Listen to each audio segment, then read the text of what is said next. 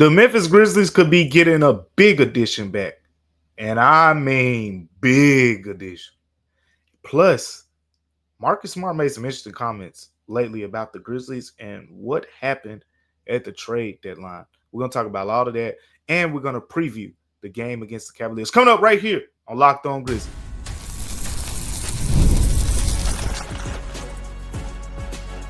You are Locked On Grizzlies, your daily Memphis Grizzlies podcast, part of the Locked On Podcast Network, your team every day. What's going on, everyone, and welcome back to Locked On Grizzlies. I'm your host, Damichael Cole, beat writer for the Commercial Appeal right here in Memphis, Tennessee, coming to you from the number one podcast sports network there is out there, part of the Locked On Podcast Network, Locked On Grizzlies. And again, it's the number one sports podcast network in the world. Thanks to you. Today's episode of Locked On Grizzlies is brought to you by FanDuel. Right now, new customers can bet just $5, and if your bet wins, you'll get $300 in bonus bets to use across the app. Head to FanDuel.com to get started and take advantage of that opportunity now. And you know what day of the week it is. It's Friday, so we got to get down on Friday. Even without my co-host, Joe Mullinax, we're going to get down on this Friday. If you're watching on YouTube, you see what my shirt says. You probably do because it's backwards, but it says good vibes only. You know what that means? It's been a rough week. I know the Grizzlies ain't got no wins this week and all that, but we coming into this episode with good vibes. Everybody just breathe in, breathe out. Like, we're bringing some good vibes into this Friday. We got a lot to talk about. We got a lot to unpack, and you got some reasons to be excited. There's not a lot to be excited about with the Grizzlies right now, but there's a couple things, and none, I think, more than the idea of Zach Edey potentially returning very, very soon here. We saw in the last injury report, Zach Edey was upgraded for the first time to doubtful. When that usually happens in the history of the Grizzlies over the last couple of years, you usually see on the next injury report, they'll probably be questionable and potentially could return that game or be another game out, whatever the case may be. But Zach Edey will be back here potentially in one of the next two games. This Cavaliers game is very realistic. I think there's a good chance that he's back. Tomas Isolo spoke about, Zach Edey recently, all the progress that he's been making, all the good things. He had a lot of good things to say, about Zach Edey. Again, we talked to players recently. We talked to, Contavious Caldwell-Pope said, hey, I've been seeing, Zach Edey work out, and he's going to be big for us. There's a lot of things that he can do for the Grizzlies. So I'm going to talk about some of those things that I'm going to expect from Zach Edey, because I know my co-host, Joe Mullinax, has already kind of touched on the idea that Zach Edey will be back soon. But here's what I'm expecting, because we know what this team is missing. We know what this team needs, and we know what Zach Edey's strengths are based off of last season in a smaller sample size. So we're gonna kind of play it off of that. But Zach Edey, rookie year, was already a strong rebounder. Got better with his screen setting over the course of the year, just learning the angles, learning, to play with certain players, with Ja Morant, and learning how to, set the screens for Ja specifically, because that's who he's going to be involved with more than anyone else when it comes to setting these screens. So I'm really intrigued by the fact that he's going to give this team this extra physicality that I think it's been missing in the front court, particularly like Jaren Jackson Jr. said it himself, because I mentioned the fact that we've seen against certain teams, because teams guard Jaren Jackson Jr. different ways, and we've seen all of them. And two of the ways that stand out to me the most, because these aren't just throwing your four-man on Jaren and just say, hey, go guard him. Two that stand out to me the most is some teams will put a quicker, smaller guy. We saw Houston with Josh Okogie. We saw the Thunder even throw some Alex Caruso, at Jaren. They put those smaller guys who can have a better job of staying in front of Jaren. So basically, you're forcing Jaren to start in the post. Jaren is at his best when he got the ball at the top of the key and he can get downhill, he can get to his move. That is the best scoring version. That's why we talk about how good of a scorer he is in isolations, because he's usually getting the ball somewhere at the top of the three-point line, and he can go whichever way he wants it. He's big, he's strong, or he's either quicker than you. So he has an advantage in most of those matchups. But when you put a smaller guy in front of him that's able to slide the feet, that's able to cut him off, there's a very realistic chance that Jaren's going to pick up some offensive fouls. And we've seen that. We've seen that a few times this season already play out. Jaren picking up offensive fouls with those smaller guys guarding him. And then the other one, and this is the one that's going to be completely taken away when Zach Edey get back, because you have this option with Jock Landale because he isn't as much of an offensive threat, and he gives you the offensive rebounding, but it's not to the level of Zach Edey. But what some teams have done, and even those teams that we just mentioned in lesser degrees, like I think we saw with the Thunder, like there was a point where they put Hartenstein, on Jaren Jackson Jr. And some teams have done this where they put the center on Jaren and they use their four man to guard Jock Landale because they aren't worried about Jock Landale being this overly physical presence that's going to take advantage of that. You can't do that against Zach Edey. You can't do that against Zach Edey because he will abuse you. He's big. He's 7'4". He's strong. You put a smaller guy on him, it's offensive rebound. And if it's not offensive rebound, they're down there fighting for their life, grabbing on his jersey, pulling him down, and the referee's going to blow the whistle and say, ball stays down here. Grizzlies ball, take it out. So Zach Edey gives you that forceful presence where defenses won't have as many options against Jaren Jackson Jr. So one of the side effects that I'm expecting to come out of this is a better version of Jaren Jackson Jr. We should see, now defenses have less options to throw at Jaren. It's going to be very unrealistic for a lot of teams to say, hey, let's put our bigger guy on Jaren to take away his strength advantage. And we're going to put a smaller guy on Zach Edey. You're going to lose that battle probably 9 times out of 10. So I'm looking forward to seeing that. But here's where I want to end it. Here is this is just a point that I want to make with the fact that Zach Edey is on his way back, because we've talked about the Grizzlies' struggles and all of that. And I know some people, saw my ex post where I mentioned that, things are ugly right now. And if you've been watching the last couple episodes, Joe Molinax has definitely talked about the fact that things are really ugly right now. But I said what's standing out to me about this Grizzlies team that's scary in a not good way is nothing jumps out to the screen as that's the area that they can hang their hat on. I don't care who you're missing. If you go through the course of the history of good basketball teams, a foundation is always set, with the coaching staff. And Tomas Islo talked about this from the beginning. We need to establish our identity. Well, I'm looking at this team right now. They're not really good offensively. They're not good defensively. What's the identity? Is it just playing fast? You can't separate yourself by playing fast because a lot of teams are playing fast. It's just the way in the NBA right now. So you're not standing out by getting up the court. It's not like the Suns in 2007. Everyone's playing fast. So it's a situation where it's like, I'm not seeing where the Grizzlies could stand out. But there's always been hope. There's always been hope because some people can say, well, you know what? They don't have Ty Jerome, so they don't have another primary ball handler other than Ja Morant. Or they don't have Zach Edey, so they don't have that physical presence on the inside. They don't have that guy who can create the space with his screen setting to the level of Zach Edey, or the offensive rebounding, or the defensive rebounding that he brings to the table, and the ability to take some pressure off of Jaren Jackson Jr. They haven't had any of that. So with all that being said, I got to say this, and this is my point. After this, there are no excuses. There are no excuses with this Grizzlies team because, look, you can say Ty Jerome's the better player. If this Grizzlies team will reach its ceiling, Zach Edey will be one of the most impactful players on the Grizzlies. Zach Edey, if the Grizzlies reach their ceiling, should have a bigger impact on the team than Ty Jerome. Ty Jerome could be the better player all day. Come back, compete for 6th man of the year, knock down a bunch of shots, yada, yada, yada. But if this team wants to reach its ceiling, you're going to need Zach Edey to be this forceful screen setter. You're going to need Zach Edey to be this guy when he has a mismatch, get that ball with 2 hands in the paint and yam it on someone's head. You're going to need Zach Edey to be that guy who is just this forceful physical presence that teams always have to account for. He wasn't that consistently last season, but if you go towards the end of the season when Isolo took over, his minutes went up. Isolo believed in him, and you started to see the signs. And what did Zach Edey say at the end of the season? Strength was a big priority for him. Well, guess what? He's had this time to ramp up. He's had time to, get stronger, get bigger, and whatever he wants to do in terms of being a more physical, dominant presence.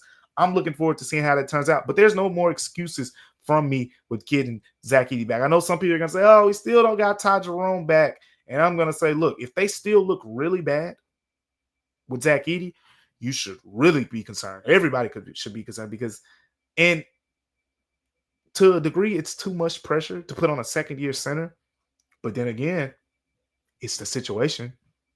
This is who the Grizzlies are relying on to be their center in the middle. So, look, it is what it is. Zach Edey is used to pressure. He dealt with a whole bunch of pressure at Purdue as, a multi-time national player of the year, one of the most, dominant college careers of the last, 25 years. Like, he was that guy. So we're going to see, if Zach Edey is back against the Cavs. Again, this show is recorded before we get the full injury report, since the Grizzlies will be playing on Saturday and this show comes out on Friday. So follow my coverage over at the Commercial Appeal. Follow me over at X at Damichael C, and we'll have the updates on Zach Edey's availability and status. But right now, we're starting to plan for the return because it's coming sooner rather than later. Coming up here on Locked On Grizzlies, we got to talk about some comments that Marcus Smart made recently. He said some things about the Grizzlies organization and the trade that went down. So we're going to talk about that next year, coming up on Locked On Grizzlies. But before we get to that, today's episode of Locked On Grizzlies is brought to you by DripDrop. Look, when I'm hydrated, everything just works better. My focus, energy, mood, even my skin. And that's why I've been using DripDrop. It's doctor-developed hydration that keeps me running at full power. No matter what my day looks like, DripDrop isn't your average sports drink. It ain't your regular sports drink. It delivers 3 times the electrolytes and half the sugar of leading brands. It uses a science-baked formula trusted by medical professionals, firefighters, and over 90% of top colleges and pro teams. Look, I like using DripDrop as part of my daily routine. I'll mix in a packet in the morning before I go to the gym or when I do like my midday slump, and it tastes amazing. There are so many different flavors to choose from, and just go take advantage of it because hydration has become a non-negotiable for me. Like, DripDrop helps me feel sharper, calmer, and honestly just better overall. So right now, DripDrop is offering podcast listeners 20% off your first order. Go to DripDrop.com and use the promo code LOCKEDONNBA. That's DripDrop.com. Promo code LOCKEDONNBA for 20% off. Stock up now before the heat hits hard and keep your body and mind performing at their best with DripDrop. Make sure you go take advantage of that now over at DripDrop.com. Today's episode of Locked On Grizzlies is also brought to you by Wayfair. The holiday season is right around the corner, and that means it's time to get your home ready. Whether you need more seating for guests, cozy new linens, or you just fun serveware, a holiday hosting, Wayfair's Black Friday sale is here to help you make your space shine. The best part? You don't have to wait. Wayfair's Black Friday deals are happening all month long with up to 70% off of everything from sofas to spatulas, anything in between, potentially up to 70% off. And look, I couldn't believe how fast everything shipped because it's going to get there just in time for the holidays. And if you're browsing through their site, it's easy to find the pieces that actually fit your style. Nothing's really generic, just quality designs that feel personal. So if you've ever hosted family for the holidays, you know how much of a difference that those new touches can make. And Wayfair makes it real easy for you. Don't miss out on early Black Friday deals. Head to Wayfair.com now to shop Wayfair's Black Friday sale for up to 70% off. That's Wayfair.com. The sale ends December the 7th. Go take advantage now over at Wayfair.com. Woo, boy, Marcus Smart came in hot recently. And Marcus Smart, I think of him as, chill, professional guy. He may think something, but, keep it professional, all those things. And But sometimes you get frustrated. Sometimes you get frustrated over the course of a situation. And look, I was taught at a very young age, there's three sides to every story. There's your side, there's my side, and there's the truth. So the truth's always going to lie somewhere in the middle, but everybody has a side. And Marcus Smart's side of what went down with the Grizzlies as he was traded is interesting, to say the least. But let's get into it. So Marcus Smart recently talked to Clutch Points about the trade from the Grizzlies, and he was just asked about if he feels better about the trade to the Wizards now. And here was his quote. He said, "Way better. You see what's going on now," referring to the Grizzlies situation. "That started with me. I came back from injury and I got traded because they said I didn't want to be there. I'm injured. What do you mean? I don't want to be here. I'm here every day working my ass off, cheering. I'm the only one on the bench coaching, but you know how it is. Control what you can control." What do you mean? I don't want to be here. That's what Marcus Smart said. Now, this is interesting because if you remember Marcus Smart's tenure with the Grizzlies, it was a season and a half, full season, and pretty much a little bit more than half because he got traded right before the trade deadline. Marcus Smart played in 39 games over that season plus. First season, I believe he played 20 out of 82 games. Now, that was the year everyone was hurt. It was that lost season, and he didn't play. He didn't play much. Like Ja didn't play much. A lot of guys went down that year. We know what that season was. Then the next season came, and he was hurt a lot again, and the Grizzlies traded him because Jalen Wells emerged, and Jalen Wells became a starter. And that situation was what it was. Marcus Smart was a reserve, and the Grizzlies also financially needed to move Marcus Smart in order to give Jaren the contract that he eventually got. That was a move that had to happen in order to create the cap space needed to sign Jaren to a deal using the extension with salary cap space. Now, so with all that being said, here's what I got.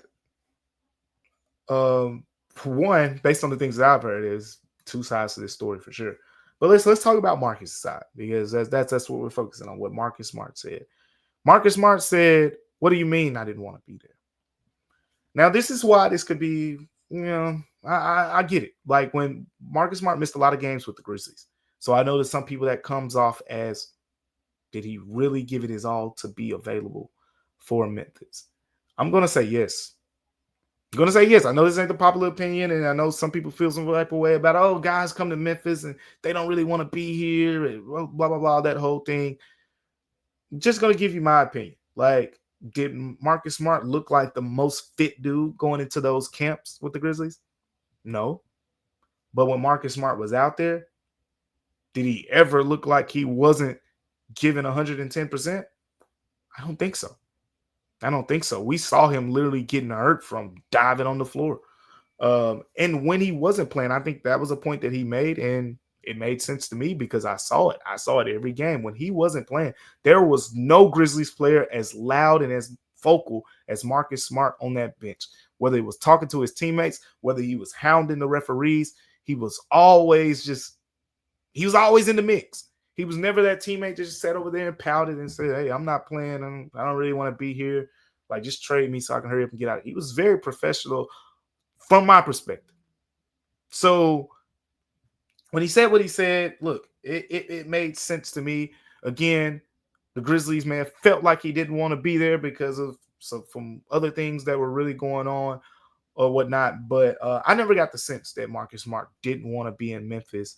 Now, of course, I think him not wanting to be in Memphis and him not wanting to leave Boston aren't really the same thing.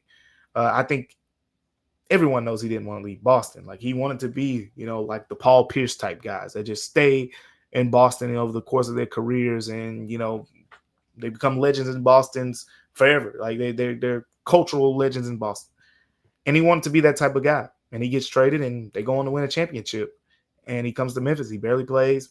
And, so it's like maybe he, did have some type of you know, I don't know what the word is. Like he didn't feel like completely happy with the idea of coming to Memphis. But with all that being said, I never got the sense that Marcus Smart wasn't energetic about the idea of playing with these guys. Like he definitely leaned into the leadership role, the vocal role.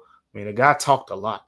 Marcus Smart talked a lot, and that was just from what I could see. So I know the players saw even more of it. But that's what I made of Marcus Smart's comment. Let me know what you guys think. Some people I've seen say, "Oh, they believe Marcus Smart's blowing smoke. He didn't really care about being here. He didn't really give it his all to be ready to play with the Grizzlies." But again, I can only go off of what I saw being in the locker room, talking to the guy.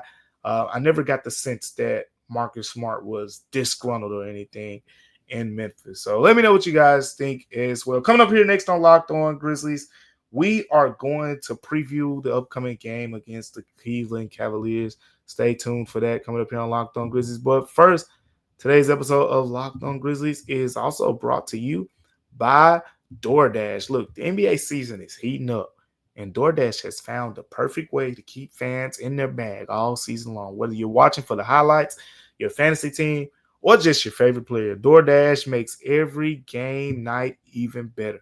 DoorDash is the official on-demand delivery platform of the NBA, and they're celebrating with something called the Bag Drop. The Bag Drop is every time an NBA player scores 50 points in a game, DoorDash drops 50% off your order with Dash Pass the next day, and you're automatically entered for a chance to win the ultimate fan bag. We're talking player-inspired drip, exclusive gear, and stuff you'll actually want. So DoorDash has you covered for the late-night highlights, last-minute watch parties, and double OT fuel up. So next time someone goes off for 50, use the promo code NBA50 the next day to get 50% off on DoorDash with Dash Pass. Plus, your shot at the bag drop. Dash Pass members only. 50% off. Up to $10 the next day after a 50-point game with the promo code. Terms apply. No purchase necessary. This ends April the 13th.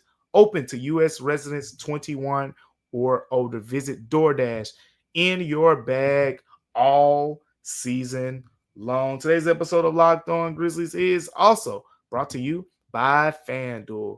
Listen up, FanDuel knows you can go to bet on the football games, the basketball games. But we're going to focus on the NBA because the NBA season is back and we're rolling right now. There's no better place to get in on the action than FanDuel, the official sports betting partner of the NBA. Even if you missed the start of the game or want to ride the hot hand, FanDuel has live bets on everything from who will score next to the fourth quarter comebacks or anything in between. Plus, you can even combine your live bets into a same-game parlay for a shot at a bigger payout. It keeps every game exciting, especially when your team's making that late push. Right now, FanDuel is giving new customers $300 in bonus bets when your first $5 bet wins. So if you would have put $5 on the Patriots winning that easy Thursday night football game yesterday, you get $300 in bonus bets. It's too easy. Go take advantage of this. Head to FanDuel.com to sign up and play your game with FanDuel, the official sports betting partner of the NBA.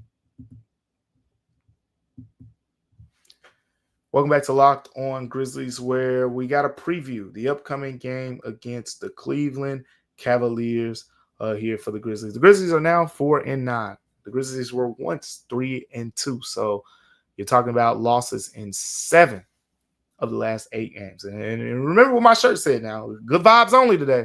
Because Monday we might come in here going crazy. We might come in here having to come down hard on the boys. But right now, good vibes only on this Friday. We keeping the good vibes going. So there's a lot to talk about in this game. We're going to start with the Cavaliers side of things. Number one, the Cavaliers are a very good basketball team. That's not breaking news to anyone out there.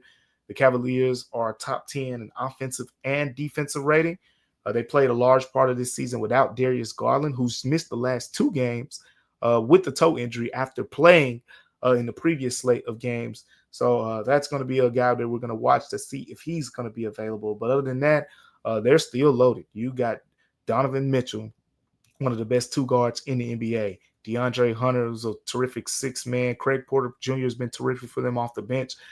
As of late, Lonzo Ball was a really good pickup to replace Ty Jerome in that role. And even going beyond that front court with Evan Mobley and Jared Allen. It's one of the best in the NBA, and that's why look, this would be a very ideal game to get Zach Edey back, because this is a team that if you don't have a Zach Edey out there, because Evan Mobley, he can go and get it off the glass.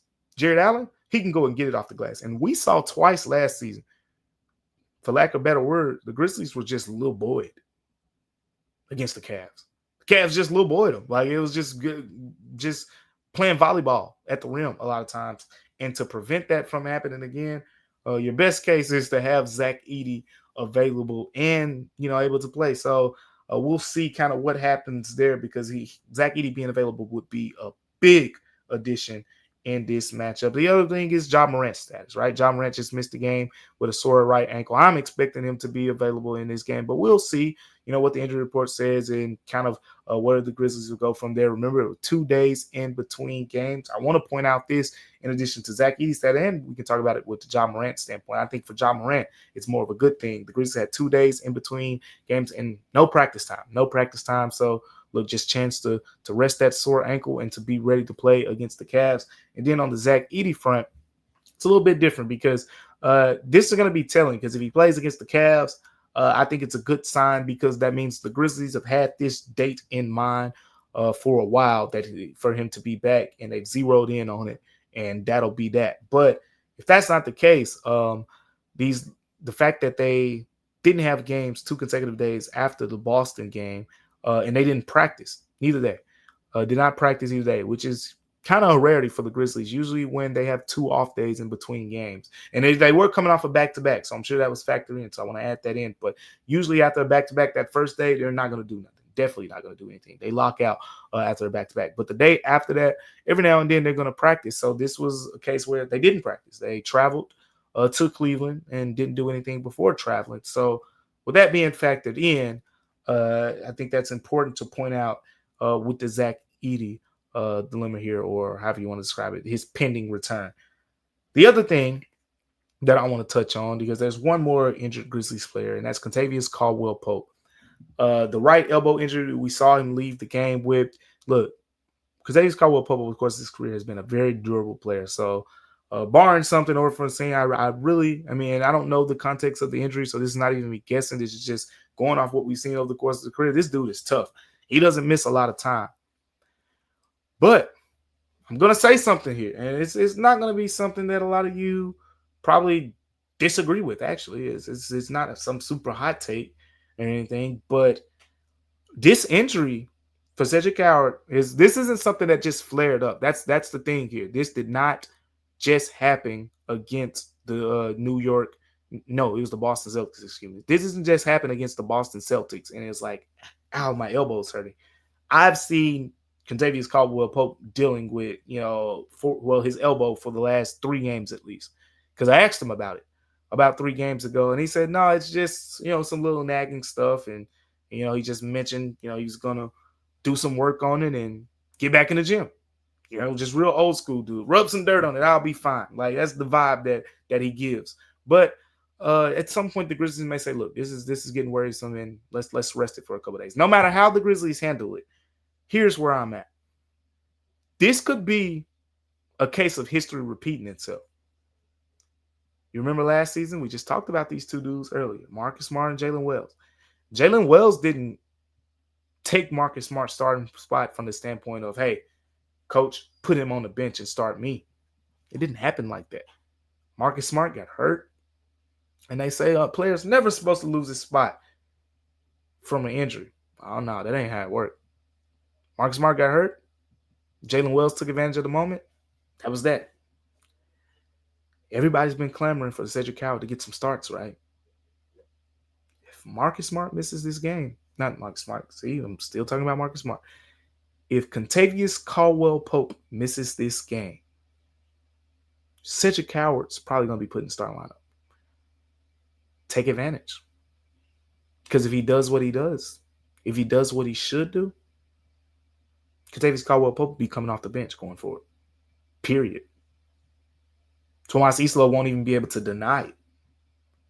So this could be that opportunity for Cedric Howard injuries aren't fair, and you don't want anyone to get hurt. And I really hope Kentavious Caldwell Pope is okay. Like, but we've seen this a lot of times, different times. I remember David Lee, Draymond Green, Jalen Wells last season, Marcus Smart. Sometimes guys get hurt. Another guy steps in and they're like, hold up now, we might have found something. But in this case, you know what you're going to get if you put Cedric Howard in that starting lineup. We talked about the numbers when he's played alongside of Ja, Jaren, those guys. We know what the numbers look like. You're just going to get it right at the beginning of the game instead of some random point in the third quarter or something. This could be that chance for Cedric Howard. We'll see if it happens. But again, another opportunity for the Grizzlies to try to get a win, man. It's going to be tough against Cleveland, but the Raptors just put it on the Cavs pretty good. The Raptors just really put it on the Cavs. This isn't an unbeatable team. The Cavs are 8-5, so they are very beatable. We'll see if the Grizzlies can be one of those teams that makes them look that way. Thank you for making Locked On your first listen every day. For your second listen, go find the Locked On Fantasy Basketball Show. Josh Lloyd hosts the #1 fantasy basketball podcast, giving you daily tips and helping you win your league, all while making you a smarter NBA fan. Find Locked On Fantasy Basketball on YouTube or wherever you listen to podcasts. Part of the Locked On Podcast Network, your team every day. We'll have a lot to talk about on the next episode of Locked On Grizzlies, primarily recapping the game with the Cleveland Cavaliers and then getting ready for another big game as the Grizzlies will get ready to play the San Antonio Spurs. After that, man, they're playing some tough teams right now. I know people will say, hey, at least the Grizzlies aren't losing, the bad teams. All these losses have been to respectable opponents, but sometimes you got to beat somebody, right? You can't just beat – if you beat all the bad teams and lose to all the good teams, there are way more good teams in the NBA than bad teams, and your record is definitely going to reflect that in that case. But appreciate you guys for tuning in to Locked On Grizzlies with me on this Friday edition of the show. Remember that Locked On Grizzlies is free and available wherever you get your podcasts: Amazon Music, Apple Podcasts, Spotify, anywhere you get your podcasts. We are there. Until next time, I'm Damichael Cole, and we'll see you on Locked On.